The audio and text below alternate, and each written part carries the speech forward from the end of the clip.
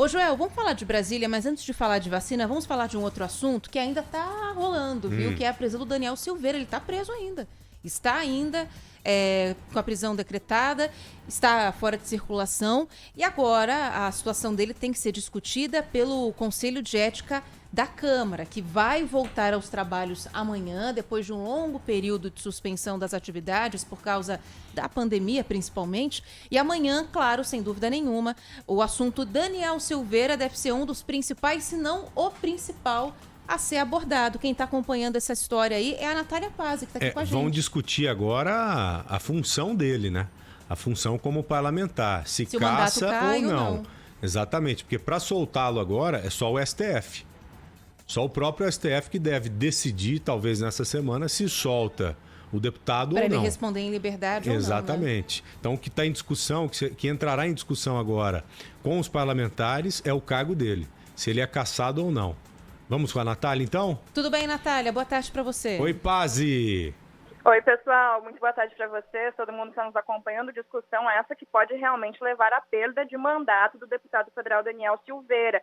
Isso tudo vai caber justamente ao Conselho de Ética da Câmara dos Deputados, que deve, aí, segundo a promessa do presidente Arthur Lira, retomar os trabalhos amanhã às 14h30 da tarde. A expectativa é justamente que a primeira atividade seja justamente a análise de uma representação que vai decidir se Daniel Silveira vai ou não perder este mandato dele como deputado federal. A reunião ela vai funcionar de uma forma híbrida, ou seja, com presença física de deputados, mas também com presença virtual, da mesma maneira que aconteceu a sessão da Câmara da última sexta-feira, que acabou mantendo a decisão do ministro Alexandre de Moraes da prisão de Daniel Silveira. Assim que o relator deste caso for escolhido, os advogados dele terão até 10 dias úteis para apresentar a defesa do deputado. Em seguida, o que vem? Vem a instrução do processo, que serve ali para fazer a coleta de provas sobre a acusação. E só depois de tudo isso é que vem a apresentação, a discussão e votação do relatório final.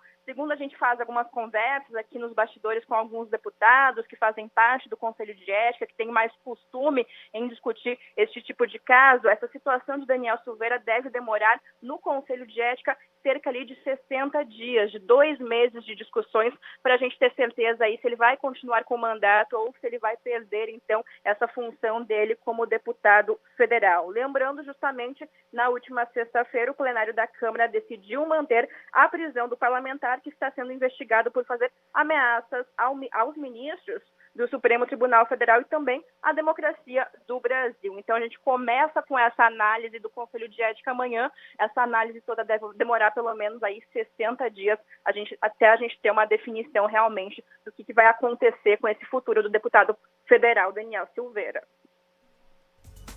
Tá bom, Natália, muito obrigado, viu? E não sei se você falou, Natália, tem o caso Flor de Lis também, que será analisado pelos parlamentares. Aliás, né? A Flor de Lis deve estar feliz da vida, hein, Joel e Natália? Porque tem um caso de muita repercussão para passar na frente dela, Todo mundo deixou ela debaixo do tapete, não ninguém lembra mais dela. E a tornozeleira embaixo da saia, né? Mas uma coisa é fato, né? Ela fez uma saia adaptada, estilo longo, não é? Isso. É vestido longo para tapar ali os pés. A altura é o tornozelo onde está a tornozeleira eletrônica. Por coincidência, ela foi até a altura da tornozeleira eletrônica. Mas há um desconforto muito grande aí dentro do Congresso, né, Natália? Os parlamentares se sentem incomodados com a presença dessa cidadã aí, que já é tida pela polícia como uma criminosa, né, Natália?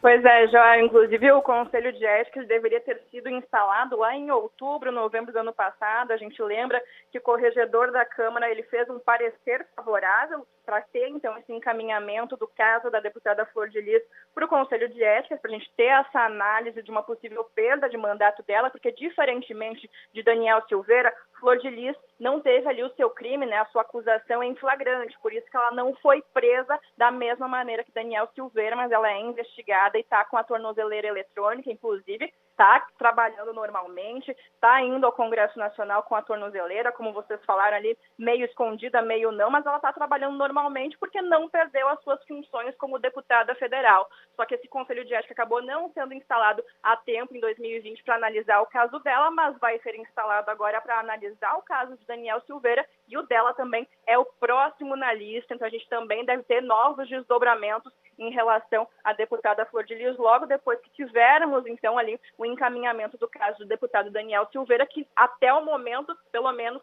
é a prioridade da Câmara dos Deputados. Tá aí, portanto, Daniel Silveira passou na frente mesmo, passou na fila. Verdade. Natália, muito obrigado, querida. Valeu.